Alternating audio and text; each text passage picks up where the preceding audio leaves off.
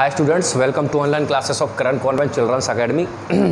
अपनी बात चल रही थी कोल एंड पेट्रोलियम की। आज हम इसमें बात करेंगे mining of coal.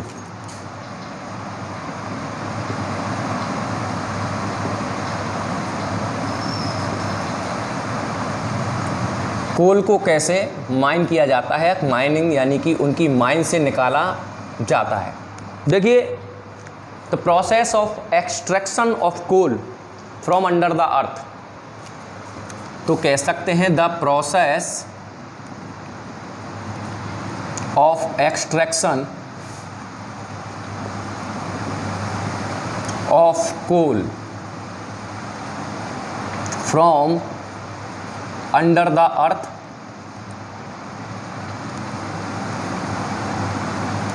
Are called mining. तो यानी कि ऐसी प्रोसेस जिसमें कोल को एक्सट्रैक्ट यानी निकाला जाता है अर्थ के अंदर से, उसको कहते हैं कोल माइनिंग या फिर माइनिंग। माइनिंग क्या है? माइनिंग जहाँ से कोल जो है वो अर्थ के अंदर जहाँ पाया जाता है उसको कहते हैं माइनिंग। या भी आप कह सकते हैं कि कोल माइन के अंदर ही कोल जो है वो डिपॉजिट होता है, भरा हुआ रहता है, जमा हुआ रहता है। और जो ये कोल माइनिंग है और प्लस इसका स्ट्रक्चर है, कोल माइनिंग और इसका जो स्ट्रक्चर है कंप्लीट, उसको कुल मिला के कहते हैं कोलायरी। कोलायरी कहते हैं किसको? कंप्लीट कोल माइन और उसके स्ट्रक्चर, और उसको कहते हैं कोलायरी। तो ये बात है कोल माइनिंग के बारे में। अब बात करते हैं processing of coal. Processing of कोल,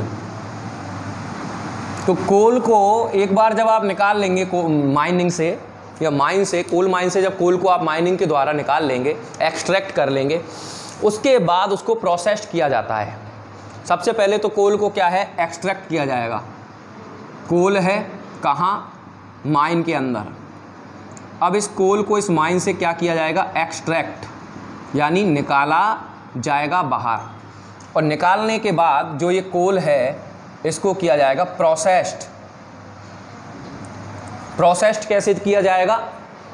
कि जो कोल है इसके अंदर पाई जाएंगी कुछ इम्प्योरिटीज़। जो आपने जो निकाला है कोल कहाँ से? माइन से, उसके अंदर क्या पाई जाएंगी? इम्प्योरिटीज़, जैसे कि soil, dirt, sulphur rock and other substance, ऐसे पाए जाएंगे। इनको क्या किया जाएगा? रिमूव किया जाएगा।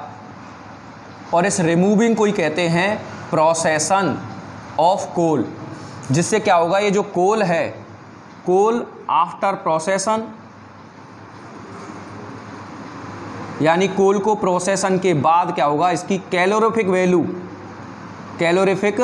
वैल्यू जो है वो इंक्रीज हो जाएगी, बढ़ जाएगी। और यही चाहिए, जितनी ज़्यादा कैलोरीफिक वैल्यू उतना ही बेस्ट कोल। तो इसलिए कोल को क्या किया जाएगा? प्रोसेसिंग करी जाएगी। ये तो था प्रोसेसिंग। प्रोसेसिंग क्या है? ये जो प्रोसेसिंग है, प्रोसेसिंग ऑफ कोल है, ये किया जाएगा एक प्रोसेस के द्वारा जिसको कहते हैं डिस्ट्रक्टिव डिस्टिलेशन। क्या कहते हैं? Destructive distillation. डिस्ट्रक्टिव डिस्टिलेशन कहते हैं प्रोसेसिंग ऑफ कोल को, यानी कोल को प्रोसेस करने वाली जो ये प्रोसेस है उसको कहते हैं डिस्ट्रक्टिव डिस्टिलेशन। इसके अंदर क्या किया जाएगा? कोल को ब्रोकन डाउन, ब्रोकन यानी ब्रोकन आउट किया जाएगा, तोड़ा जाएगा with the help of heat. Heat की मदद से कोल को प्रोसेस किया जाएगा या फिर कोल को टुकड़ों में तोड़ा जाएगा। और in the absence of air, air की वहाँ क्या रखेंगे? एब्सेंस रहेंगे, हीट रखेंगे। और इस प्रोसेस कहते हैं डिस्ट्रक्टिव डिस्टिलेशन, जिसमें कोल के ऊपर से क्या होगा? ये जो इम्प्योरिटीज़ हैं वो हटा दी जाएंगी, जिससे उसकी कैलोरीफिक वैल्यू बढ़ जाएगी। इसी को कहते हैं प्रोसेसिंग ऑफ कोल।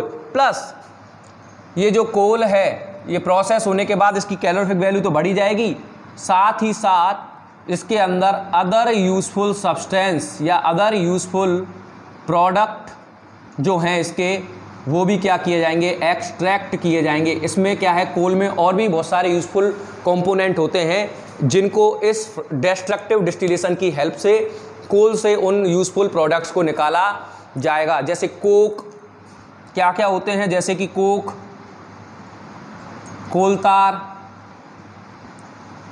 जैसे कोक हुआ, कोलतार हुआ, कोल गैस,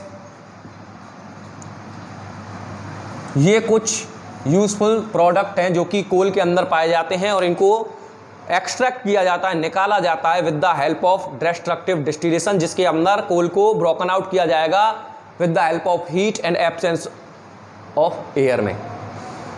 तो सबसे पहले जो निकाला जाएगा वो है कोक की बात करते हैं।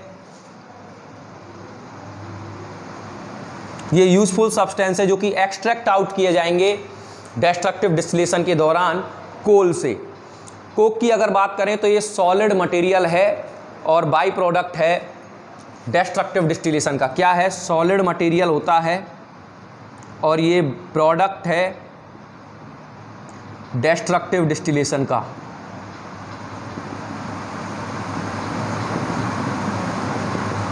डिस्ट्रक्टिव डिस्टिलेशन का क्या है, प्रोडक्ट है। और इस जिस प्रोसेस के द्वारा कोक निकाला जाएगा उसको कहेंगे कोकिंग। क्या कहेंगे, कोकिंग कहेंगे, ठीक है।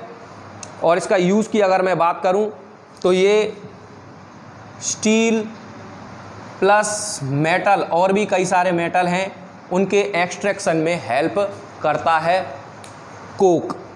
सेकंड, कोलतार। दूसरी अगर बात करें तो कोलतार है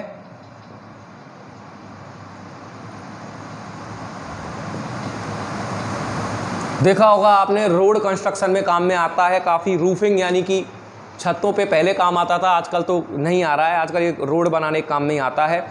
थिक ब्लैक लिक्विड होता है। कैसा होता है, थिक ब्लैक लिक्विड होता है।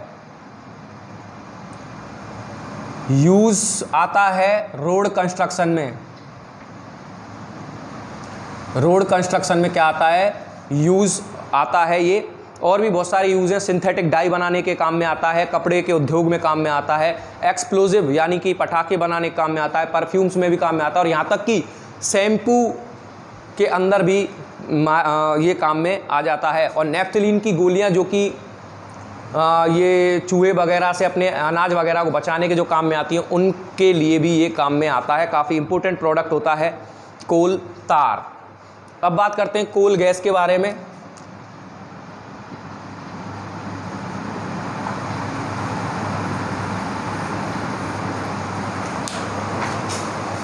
कोल गैस जो है ये बाई प्रोडक्ट होता है कोल का। क्या होता है, बाय प्रोडक्ट होता है कोल का। कोल के डिस्ट्रक्टिव डिस्टिलेशन के दौरान ही कोल गैस बनाई जाती है या फिर प्राप्त की जाती है। ये हाइड्रोजन, कार्बन मोनोऑक्साइड और मीथेन का मिक्सचर होता है।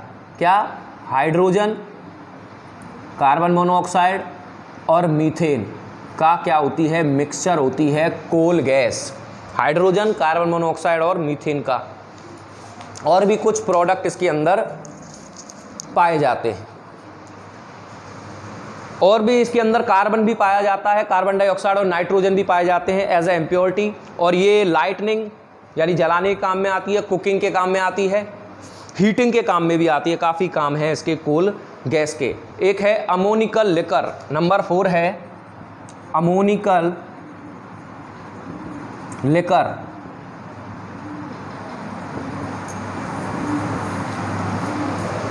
ये बाय प्रोडक्ट होता है बिटुमिनस कोल का, बाय प्रोडक्ट ऑफ बिटुमिनस कोल। आपको मैंने बताया था बिटुमिनस कोल के बारे में, उसी का बाय प्रोडक्ट होता है ये। और ये एक सॉल्यूशन होता है अमोनिया का, अमोनियम कंपाउंड्स का और सल्फर कंपाउंड का। इसके अंदर ये मिक्सचर होता है ammonia, ammonium compounds plus sulphur compound इसके अंदर पाए जाते हैं अमोनिकल लिकर के अंदर, और ये मैन्युफैक्चर ऑफ फर्टिलाइजर्स यानी कि रासायनिक खाद यानी फर्टिलाइजर बनाने के काम में आता है। तो ये बात थी माइनिंग ऑफ कोल के बारे में, इंपॉर्टेंट थी। आई होप आपको टॉपिक समझ में आया होगा। आज के लिए इतना ही। Thank you very much.